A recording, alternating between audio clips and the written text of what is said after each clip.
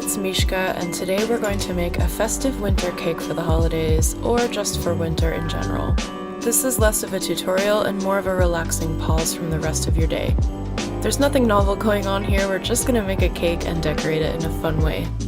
I started out with a regular store-bought box of cake mix and followed the recipe on the box. Wild, right?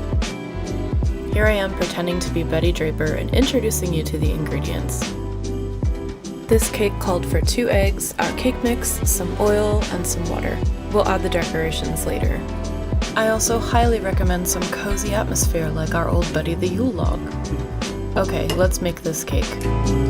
First, the eggs.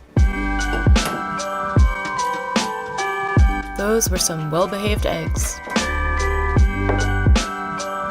Then the water.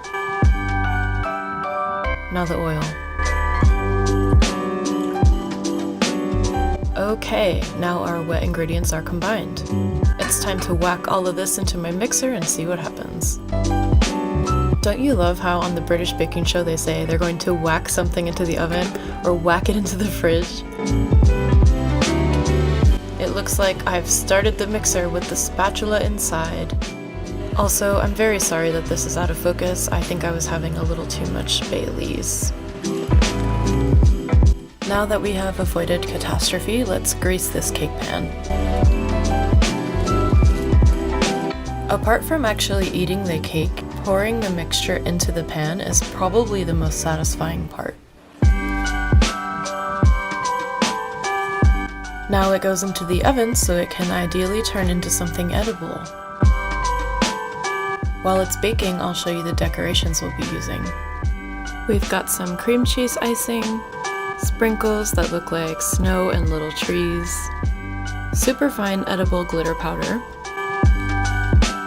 cake toppers, both food-based and plastic, mini candy canes, and finally some lights for the table. I'm not saying you have to have oven mitts with little vintage-looking Santa faces all over them, but I'm not saying you shouldn't have them either.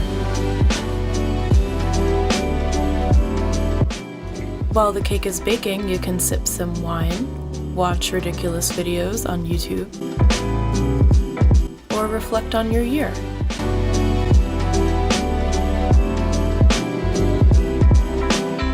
Remember this centerpiece from last year's DIY? This might seem obvious, but festivity makes me really happy, and this year I think we needed cozy, bright, fun things to do more than ever.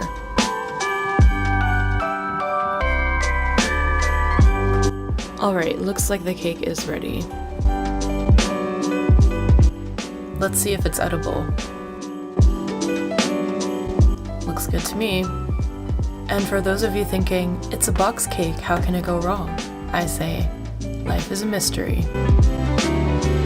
Speaking of things that could go wrong, one of the first ways to mess up decorating a cake is to put the icing on too soon or before it's cool.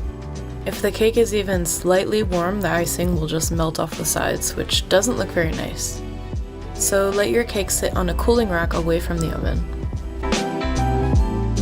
Now, I have an icing trick that I've never shown anyone before. It is the easiest way to ice a cake in just a few seconds. Ready? 3, 2, 1. Beautiful, isn't it?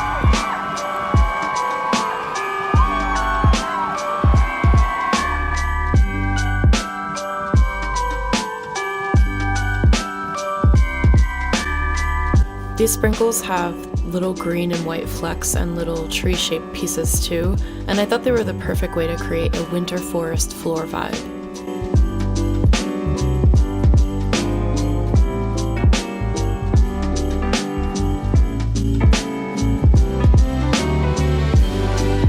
I got these trees on Amazon. They kind of look like fish tank decorations more than cake toppers, but once I got them on, I thought they looked pretty good.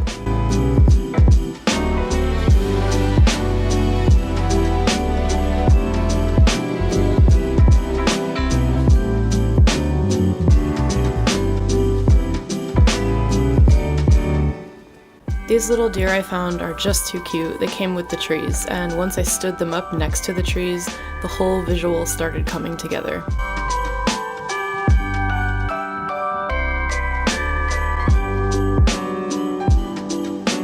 These adorable mushrooms kind of feel like ceramic pieces, but they're actually a gum-based, water-soluble material, so they'll start melting a little bit in the cake if you leave them in for too long, but they really, for me, topped off the whole, like, winter cottagecore woodland vibe.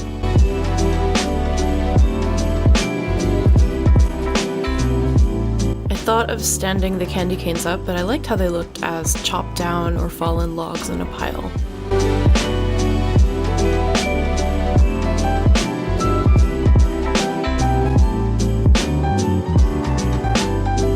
And I sprinkled a little of the shimmering edible glitter on top so the icing looked like newly fallen snow. It was hard to capture on camera, but the effect was really, really pretty.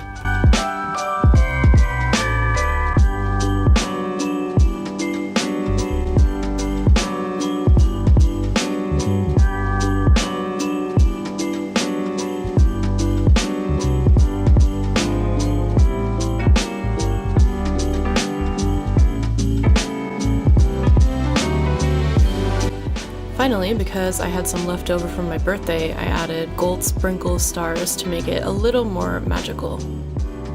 And voila! The winter cake is complete.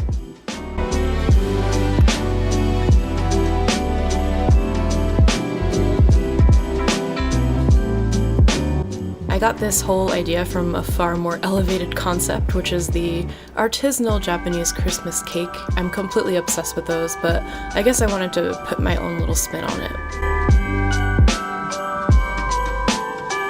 With some fairy lights in the background and a mug of cocoa, this made the perfect, almost completely edible centerpiece.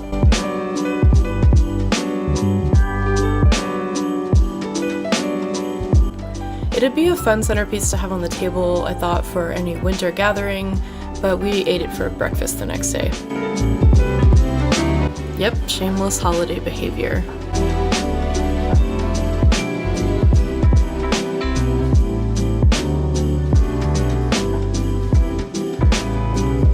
Anyway guys, I hope you enjoyed baking and decorating with me today.